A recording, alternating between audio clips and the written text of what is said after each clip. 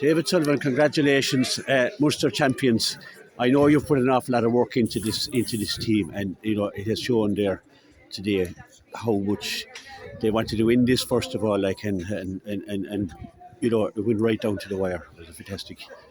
Yeah, well, I suppose I spoke to you last Sunday, and we spoke about how close this was going to be and how little there is between all the teams in Munster. And in the first half, I thought we were the much better team, but just couldn't put the scores on the scoreboard. And we were very frustrated at half time that we didn't be more ahead or weren't more ahead. But Drummond are an excellent team, and started the second half. They got on top for a while, and obviously got a goal, a point within 30 seconds, and that would have killed many a team. But you see the result that's in these group of girls all the time, to never give up and to stay going and to stay battling at it, and at no stage did we panic or start taking stupid shots or anything like that. We stayed going at the process and stayed doing the right things, and if you stay doing the right things, the ball will break eventually with the luck that you need, and the ball broke to the right person at the right time in Mairead, and geez, that goal was just, she couldn't hit it any harder or any better. And I'm delighted for Mairead, the year services that she's given this club, and what she's done for it and the way she's drove it on, and she's been the marquee player for us for a long time. So for her to get that goal today to win the game for us was just incredible. Yeah, absolutely. But I mean, you said there, you're 3 points up, you're looking good for being Munster champions again, and suddenly you go on a point. It's a big swing, and they're a point up, and time is, lucky enough there was a bit of time, but it's hard to gather yourself after that. But they just composed themselves and drove on again. Yeah, the last 10 minutes were frantic. I don't think positions meant anything in the last 10 minutes. It was just every girl giving it their all, and you were just hoping that one ball would break, that you'd get the score that would win you the game, and Drummond were very unlucky at the end with the free with Emer. She's been a class free taker, for a long time, and I know she'll be desperately disappointed in that, but that's the bit of luck we needed as well. We needed the ball to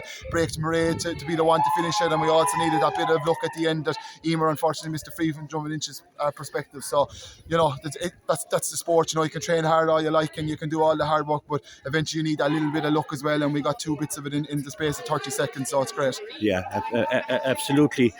When I look down through the team, the evenness of the team, I think, is the real secret of your strength. There's no weak link.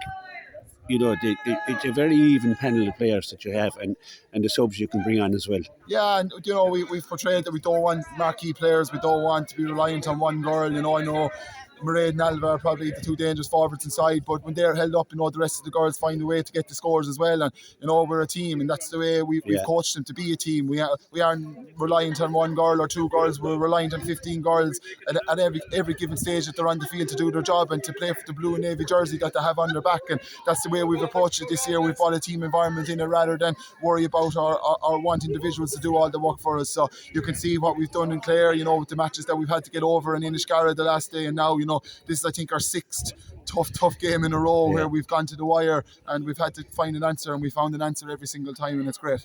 Yeah, absolutely. Another day Alva might have had 2 goals. You talk about luck. She was desperately unlucky not to have one of those goals at least.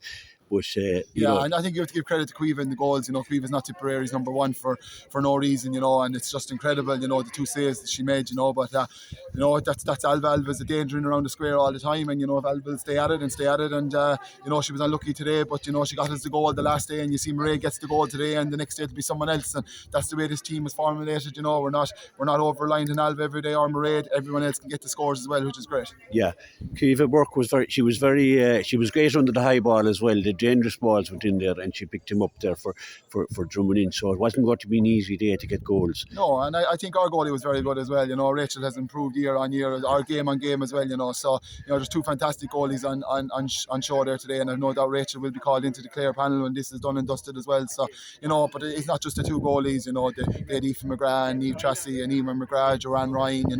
Joanne Ryan played an All-Ireland minor final with my sister, I think in 96 or 97 for Tipperary, and it's now 2022. And that just shows the level that girl has to stay at the top and stay playing away. So they have some fantastic players, but I think the better team won today, and I know people might argue that point at certain stages, but I just felt over the course of the whole game we were the better team without putting it up on the scoreboard. But I think in the end we did enough to win, which is great. Yeah, I think he did. It was really tough, and I know as the Tipperary man, Emer McGrath, your heart would break for her. That's she's such a great player. She's won games for Drummond, and just that one that just got away. It's happened many a player. Yeah, and you see some of the frees she scored today. She was 60, 70 yards from the goals when she put them over the bar against the wind. She's a phenomenal striker of the ball, but you know, that's a learning curve. It's a learning curve, you know, and that's the way it is. And Emer will learn from that, and she'll come back better and stronger for that. And as will Drum and Inch, you know, I have to pay huge credit to them as well. You know, people always want to talk to the winners, but sometimes you forget about the losers. But they contributed to an immense game at Camogie today, and they left their heart and soul on this on the pitch today. And I know they'll be hurting over this, but I've no doubt they'll win Tipperary again next year, and they'll bounce back. And I'm sure the next time Scariff, Ogonnelloe and Drum and Inch meet in a Munster stage, you know, it'll be a pretty good game again like today. Yeah, celebrations tonight, but it'll be back to the drawing board, I'd say, early next week, will it?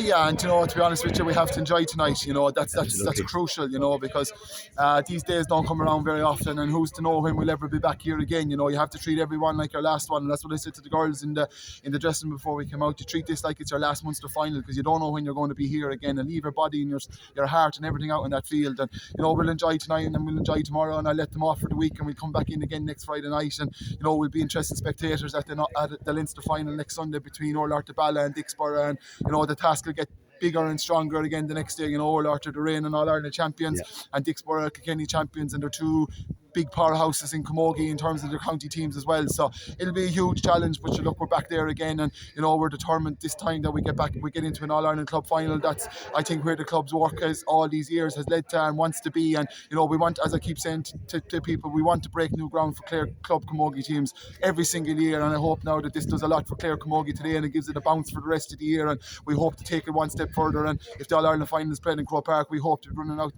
on that day, you know, ready to launch Clare Camogie on the national stage. Well done, David. Congratulations. Fantastic day. I really enjoyed today. Tulla winning as well. Like, it's just a special day, and you're the man to make all that happen. I congratulate you. Thank you very much, Nicholas. Thank you. Thanks.